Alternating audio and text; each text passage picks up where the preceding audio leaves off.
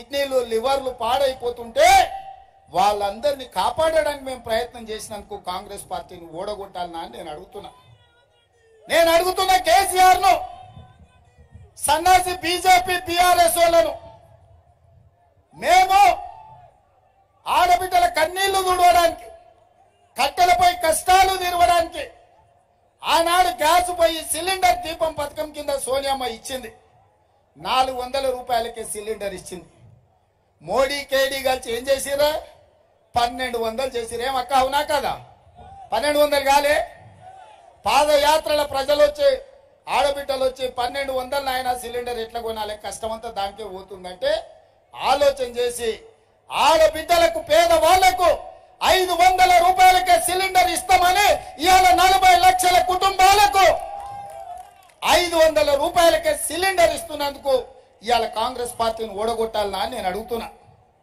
అదే విధంగా double bedroom ఇళ్ల పేరు మీద కథలుగా చెప్పి అల్లుడొస్తే ఆడ ఉంటాడు, కొడుకు కోడలు ఉంటే ఆడవంటారు, గొర్రెపిల్ల మేకపిల్ల ఉంటే ఆడగట్టేస్తారు అని ఊరిచ్చిండు. ఆనా పిల్లంటల కోట శ్రీనివాసరావు ఊరించినట్టు ఈ గద్ద ముక్క ఆయన. ఎవరికన్నా వచ్చినావే మా సోదరులు నడుతున్న డబుల్ బెడ్రూమ్ ఇల్లు వచ్చిందా? ఎవరికన్నా ఇచ్చిండా? 10 ఏళ్ళైన ఒక పేదోనికి డబుల్ బెడ్రూమ్ ఇయ్యలే సన్నాసి. కానీ వచ్చిన ఎంబడే 4.5 లక్షల ఇందిరమ్మ ఇల్లు, ప్రతి ఇంటికి 5 లక్షల రూపాయలతోని 22,500 కోట్ల రూపాయలతోని పేదవారికి ఇందిరమ్మ ఇల్లు ఇచ్చేటందుకు ఇవాళ కాంగ్రెస్ పార్టీ నిర్ణయం తీసుకున్నది. పేదోడికి ఇల్లు కట్టించినందుకు కాంగ్రెస్ ను ఓడగొట్టాలన్నా ఈ సన్నాసి అంటున్నాడని నేను అడుగుతున్నా. అదే విధంగా మిత్రులారా, 5 పథకాలు, ఆర్టీసీ బస్సు ఉచిత ప్రయాణం, రాజీవ్ ఆరోగ్యశ్రీ పథకం, 500 రూపాయలకే సిలిండర్, 200 యూనిట్లు ఉచితంగా పేదవాళ్లకు జీరో బిల్లు, ఇవాళ ఉచిత కరెంటు, ఇందిరమ్మ ఇండ్లు, 30,000 ఉద్యోగాలు, బీసీ జనాభా లెక్కలు, ఇన్ని పనులు 100 రోజుల్లో చేసినాం. 100 రోజుల్లో ఇన్ని పేదల కోసం సంక్షేమ పథకాలు. ఈ రోజు పేదవాళ్లను ఆదుకోవడానికి కాంగ్రెస్ ప్రయత్నం చేస్తుంటే కొత్తగా వచ్చిన ప్రభుత్వం 6 నెలల సంసారం చక్కగా జరగని అని అంటాడా? లేకపోతే పిల్లి శాపనార్థాలు పెట్టినట్టు ఇది కూలిపోతుంది, ఇది పడిపోతుంది అంటున్నా. నీ అయ్యా జాగిరా ఇది ఏమన్నా ఫుల్ బాటిల్ అనుకుంటున్నా బిడ్డ? కూలనికే పడనికే లాగులో తొండలిడిచి కొట్టిపిస్తా మా నల్గొండ సోదరులతోటి బిడ్డ నువ్వు అనుకుంటున్నావు. ఈడెవడు అల్లటప్పుడు లేడు. అవుతుంది బిడ్డ నీకు పెళ్లి మల్లమల్లగి ఇట్లా మాట్లాడినావు అంటే. అందుకే ఇవాళ 10 ఏళ్ల నుంచి ఇక్కడ కేడీ ఉన్నాడు, అక్కడ మోడీ ఉన్నాడు. మోడీ మనకు ఐటీఐఆర్ కారిడార్ ఇవ్వలే. ఆనాడు సోనియమ్మ ఇస్తే రద్దు చేసాడు. మీ ఎయిమ్స్ హాస్పిటల్ 10 ఏళ్ల నుంచి ఇంకా గోడలక్కనే నిలబడ్డది. ఎంకన్నా ఎంపీ అయినాక కొట్లాడి నిధులు తెస్తే ఇవాళ పనులు అవుతున్నాయి.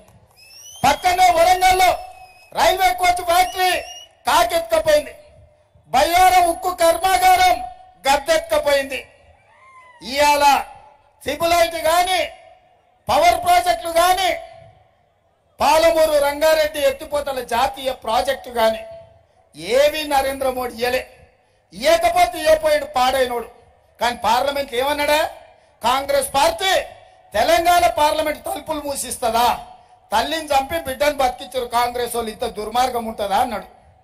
నేను అడుగుతున్న ఇవాళ భారతీయ జనతా పార్టీ నాయకులను, బండి సంజయ్ని, కిషన్ రెడ్డిని, ధర్మపుర అరవింద్ను, ఇక్కడున్న పూరా నర్సయ్య గౌడ్ను, అయ్యా కాంగ్రెస్ పార్టీ ఆంధ్రప్రదేశ్ లో పార్టీ చచ్చిపోయి కేంద్రంలో అధికారం కోల్పోయి తెలంగాణ ఎన్ని నష్టాలకు వచ్చి బరాబర్ పార్లమెంటు తలుపులు మూసి తెలంగాణ రాష్ట్రం ఇచ్చినాం.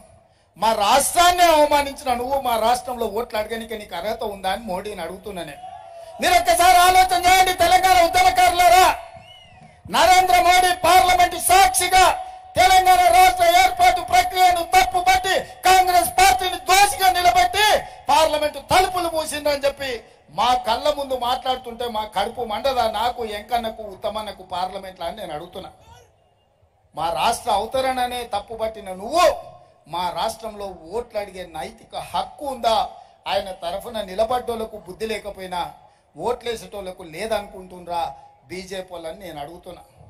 అందుకే మిత్రులారా, ఇవాళ పాపం క్యామ మల్లేసి నాకు మంచి మిత్రుడే. క్యామను ముందల పెట్టిండు, వెనకంగా బూర ఊతున్నాడు కేసీఆర్. మోసం, గొల్ల కుర్మల్ని మోసం చేస్తుండు. గెలిచేటప్పుడేమో బిడ్డ కొడుకుని పెట్టుకుంటాడు, ఓడేటప్పుడేమో గొల్ల కుర్మలు పెడతాడు, ఓడగొట్టడానికి మోసం చేయడానికి. వెనకాల గూడు పుటాని జరుగుతుంది. బిడ్డకి బెయిల్ కావాలంటే భువనగిరిలో బీఆర్ఎస్ బీజేపీకి మద్దతు ఇవ్వాలంట. అదే విధంగా మా యాదవ్ సోదరులు అంటున్నారు, 3 ఏళ్ల కింద మా డీడీలు కట్టుకుంటూ మా సొమ్మంతా మిత్తి 2 అంతలు అయిందని. అందుకే వంగబెట్టి ఒక గొంతు గుద్ది గొర్రెకు తుప్పుడ తీసినట్టు తీయాలి టీఆర్ఎస్ వాడు ఎవడైనా ఊర్లోకి వస్తే. ఎంకన్నా చెప్పంగానే ఒక్క నిమిషం కూడా ఆలోచన చేయలే. మొదటిసారి ఎమ్మెల్యే అయినా టికెట్ అప్పుడు ఎంకన్ననే చెప్తే బీర్లా ఎల్ఐకు టికెట్ ఇచ్చినాం, 50,000తో గెలిపించింది. గెలిచిన తర్వాత నా దగ్గర నాకు కుర్వ సోదరులు అన్నదమ్ముల లాకుంటారు, యాదవులు నాకు బాగుంటారు, నువ్వు విప్పి ఇయ్యాలే, ఆయనకు బుగ్గకారు ఇయ్యాలన్నాడు. ఎంబడే విప్పించి బీర్లా ఎల్ఐకు బుగ్గకారు ఇప్పించి పంపించిన. అదే విధంగా కుర్మలకి ఇస్తే మరి యాదవుల సంగతి నన్మ యాదవ్ సోదరులు వచ్చారు. అరే నీ అమ్మ మళ్ళీ అట్లెట్లరా అని అనిల్ను ఇవాళ రాజ్యసభ ఎంపీ చేసిన, పిల్లగాన్ని చేసిన, మీకు తెలుసు కదా. మా పొన్నం ప్రభాకర్ గౌడ్ను మంత్రిని చేసిన, మా మహేష్ గౌడ్ను ఎమ్మెల్సీ చేసిన.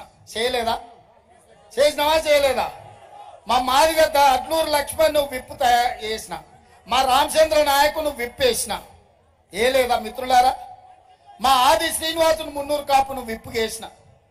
ఇంతకంటే సామాజిక న్యాయము బలహీన వర్గాల కోసం అండగా నిలబడేటోళ్ళు ఎవరైనా ఉన్నారా అని నేను అడుగుతున్నా మిత్రులారా. అదే విధంగా ఇవాళ పాల్వాయి రజనీ కుమారి మీ నకరేకల్ ప్రాంతము పబ్లిక్ సర్వీస్ కమిషన్ లో మెంబర్ చేసినాం. ఇవాళ మీ మాదిగ బిడ్డ సర్వే సత్యనారాయణ బిడ్డ ఇవాళ సిఎంపీసీలో ఐఏఎస్ ఆఫీసర్ గా ఉన్నది. ఇవాళ పక్కనున్న సిరిసిల్ల రాజయ్యను ఇవాళ ఫైనాన్స్ కమిషన్ చైర్మన్ గా ఒక మాదిగ బిడ్డను అపాయింట్ చేయించిన, నేను పోయి మాట్లాడి ఢిల్లీలో. అదే కాదు, దామోదర్ రాజనరసింహ నేతృత్వంలో ఏబిసిడి వర్గీకరణ సుప్రీంకోర్టులో వాదించడానికి ఉద్దండులైన న్యాయవాదులను పెట్టి దామోదర్ రాజనరసింహ గారి నేతృత్వంలో ఇవాళ కేసు కొట్లాడి మీకు ఏబిసిడి వర్గీకరణ చేయాలంటున్నా. ఇన్ని మంచి పనులు చేసినాక కాంగ్రెస్ పార్టీని ఓడగొట్టాలని వీళ్ళు అంటున్నారని నేను అడుగుతున్నా ఒకటే మాట. 10 ఏళ్ళు వీడున్నాడు, 10 ఏళ్ళు ఆయన ఉన్నాడు. 10 ఏళ్లలో వాళ్ళు ఎలగబెట్టండి. 100 రోజుల్లో మనం మంచి పనులు చేస్తుంటే కాంగ్రెస్ పార్టీ కార్యకర్తలు 20, 30, 50 కేసులు కట్టుకొని కష్టపడి తమ రక్తాన్ని ధారపోసి ఇవాళ ఇందిరమ్మ రాజ్యం తెస్తే పడగొట్టాలన్న ఆలోచన చేస్తుండ్రు, కుట్రలు కుతంత్రాలు చేస్తున్నారు మిత్రులారా. అందుకే ఈ ఎన్నికలు అత్యంత కీలకం. అసెంబ్లీ ఎన్నికల్లో మీరు 2,82,000 మెజార్టీ ఇచ్చిందని మా ఎంకన్నయ్య మా రాజగోపాల్ అని చెప్తున్నాడు. ఇవాళ పోటీ బీజేపీ వాడు బీఆర్ఎస్ వాడు కాదయా. ఆ పక్కల నల్గొండలో ఉత్తమ్ కుమార్ రెడ్డి గారు, జానారెడ్డి గారు ఉన్నారు.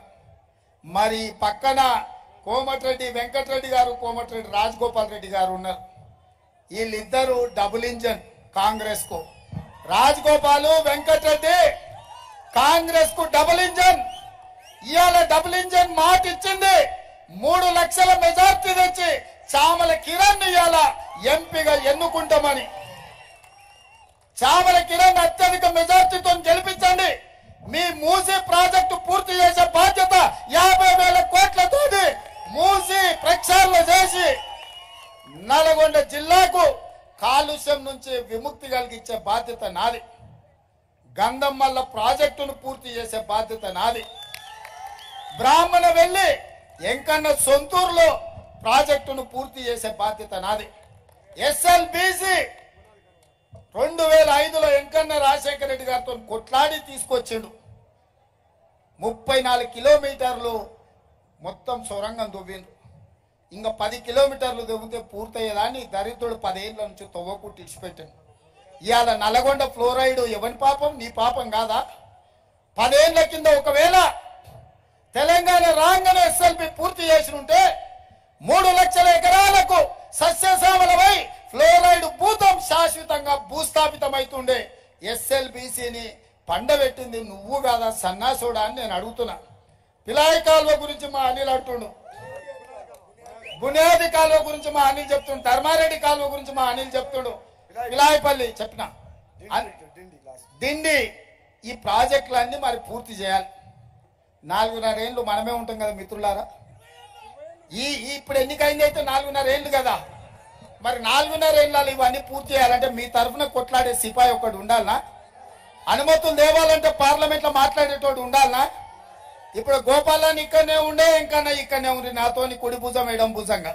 మరి ఢిల్లీకి మీ తరఫున సిపాయిని పంపించాలా లేదా? మరి పంపించాలంటే శ్యామలకిరణ్ 3 లక్షలతో గెలిపించాలనా లేదా? అప్పుడు ఏమైతుంది? డబుల్ ఇంజన్ కాదు, ట్రిపుల్ ఇంజన్ సర్కార్